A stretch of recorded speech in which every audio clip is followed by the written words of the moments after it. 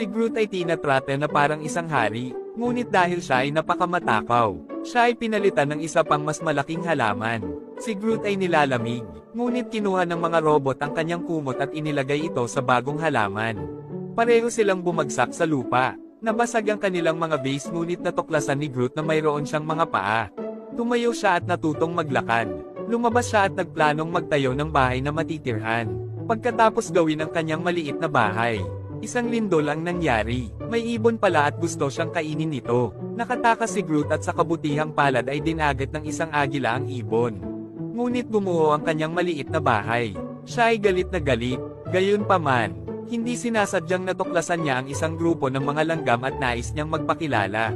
Ngunit ang kanyang boses ay napakalakas, kaya inilabas nila ang kanilang mga sandata at nagsimulang maglunsad ng isang pag-atake upang pigilan si Groot.